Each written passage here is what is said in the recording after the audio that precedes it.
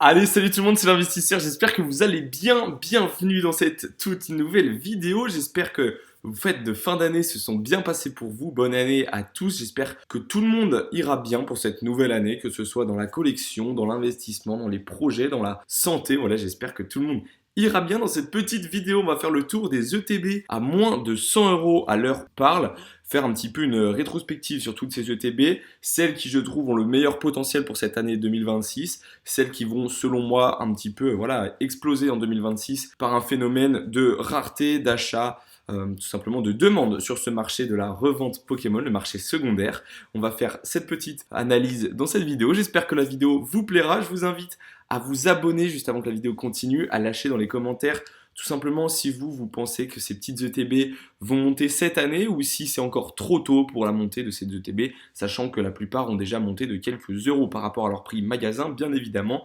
Depuis 2 ans maintenant, ça ne fait que ça, depuis 1 an et demi. Donc voilà, n'hésitez pas à me dire tout ça dans les commentaires et je vous laisse avec la suite de la vidéo. Alors déjà pour commencer, pour des ETB à moins de 100 euros, bien évidemment, il n'y aura malheureusement pas d'épée et bouclier. C'est désormais trop tard. Et donc ce que je peux tout simplement analyser en faisant ça, c'est qu'aujourd'hui, épée et bouclier, ça y est, il n'y a plus aucune ETB en dessous de 100 euros. Donc qu'est-ce que ça veut dire? Ça veut dire que si sur Écarlate et Violet, Pokémon continue à suivre la même logique, dans quelques mois, dans quelques années, ces ETB dépasseront également les 100 euros. En tout cas, s'il n'y a pas de grosse surprise, si Pokémon ne chute pas dans les travers de l'oubli, ce qui, je pense, malheureusement, n'est pas heureusement, n'est pas pour l'instant dans les projets.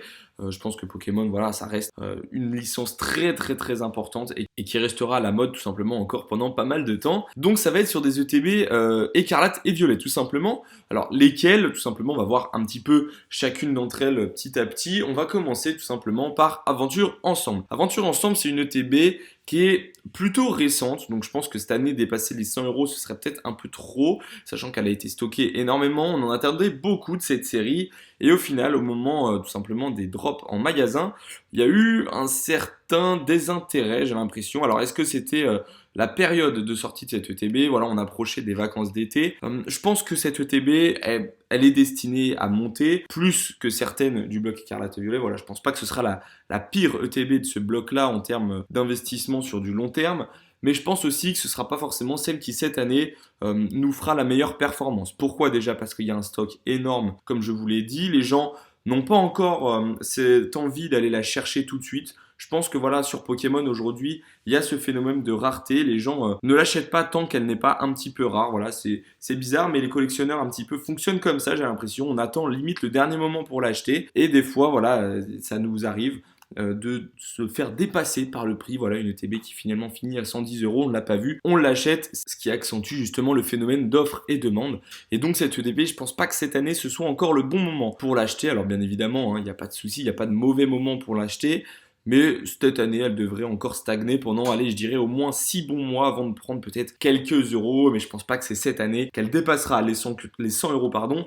À voir sur l'année ce qui va sortir. Est-ce que les 30 ans pardon, de Pokémon vont faire une énorme hype ou est-ce que ça va être une petite hype? On verra.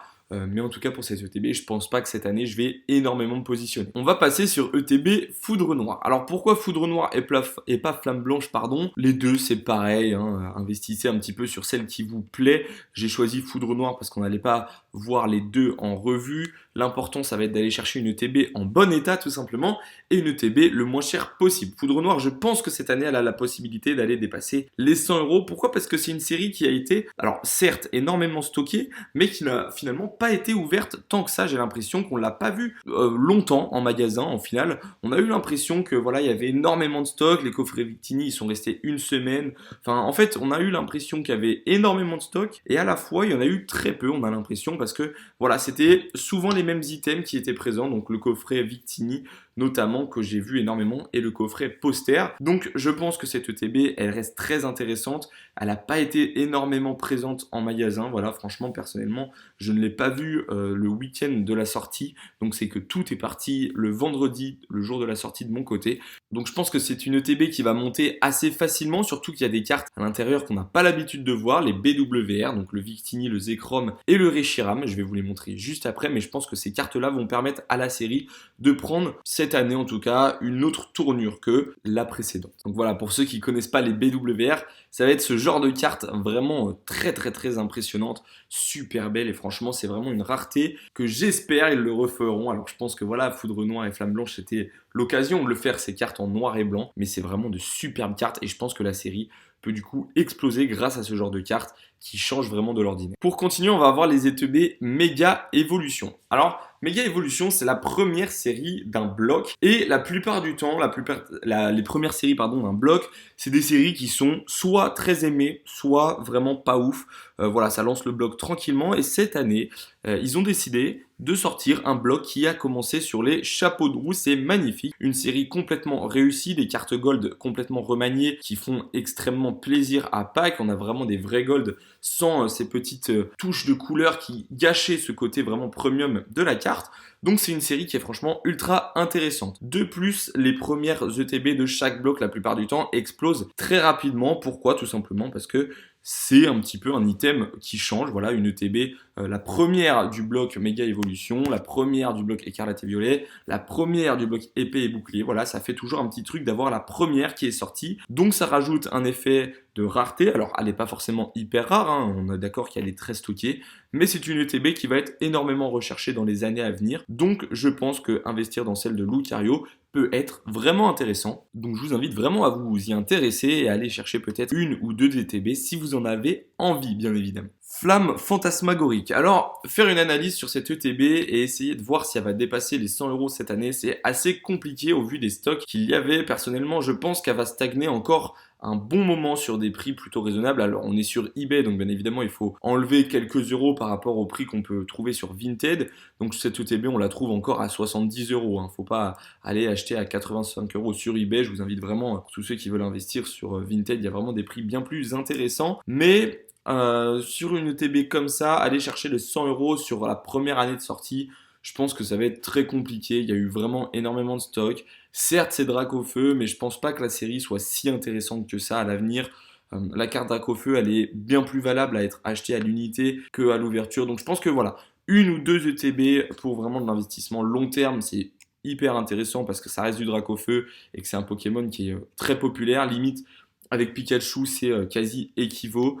Donc je pense que voilà, au niveau de Dracofeu, il n'y a pas de souci. C'est une ETB qui va dans le temps prendre de la valeur. Mais sur cette année-là, si vous voulez un investissement plus ou moins court terme, je pense que c'est pas l'ETB à aller chercher en priorité. ETB Faille Paradox Garde de Fer. Pourquoi je vous la présente? Tout simplement parce que c'est une ETB qui stagne maintenant depuis plusieurs mois à 80 €. Alors là, vous les voyez à 100 €. Bon, elle est encore à 80, 75 même si vous arrivez à négocier plutôt bien. Je pense pas que voilà, c'est le genre d'ETB qui va exploser d'un coup, mais c'est une ETB qui risque de prendre de la valeur cette année parce que mine de rien, quand on regarde au niveau des séries, eh bien, elle est sortie il y a quand même pas mal de temps. Comme vous pouvez le voir, c'est la série qui est sortie juste après 151. Donc au final, c'est quand même une série qui commence vraiment à prendre de la...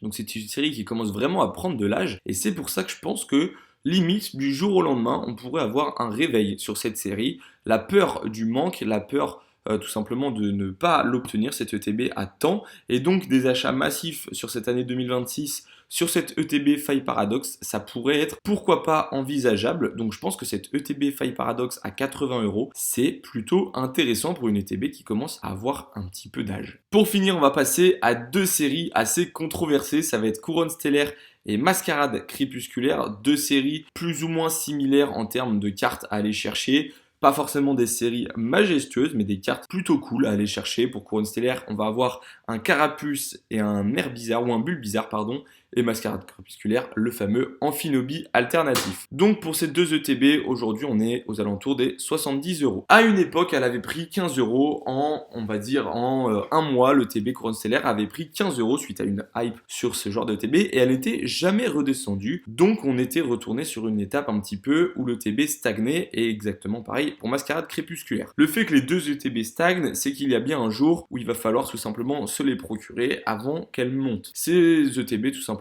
elle stagne maintenant depuis au moins un an. Donc je pense que la première année où ça stagne tout simplement est passée. Désormais, je pense qu'elles ne peuvent qu'évoluer vers le bon sens, surtout que c'est des ETB qui désormais ne sont plus disponibles en magasin. Donc la seule possibilité tout simplement de se les procurer, ça va être sur les sites de revente. Certes, il y en a encore beaucoup qui tournent sur les sites comme ça de revente, donc que ce soit eBay ou Vinted, mais je pense que ça peut être des ETB qui cette année font un gros bond dans le terme de l'investissement et je pense que ça peut largement atteindre les 100 euros, peut-être pas les dépasser, mais prendre un plus 15 euros sur cette année 2026, ça me paraît totalement raisonnable et je pense que ça peut être super intéressant. Sachez que 15 euros sur une ETB qui coûte 75 euros, c'est un rendement totalement incroyable. Ça, voilà, ça reste très intéressant. Hein. Ne vous attendez plus à faire des x2 à l'achat. Désormais, ce ne sera plus comme ça. L'investissement Pokémon, à la base, c'est du long terme. Je tenais à le rappeler. Donc, voilà pour cette petite vidéo. Dites-moi dans les commentaires si vous pensez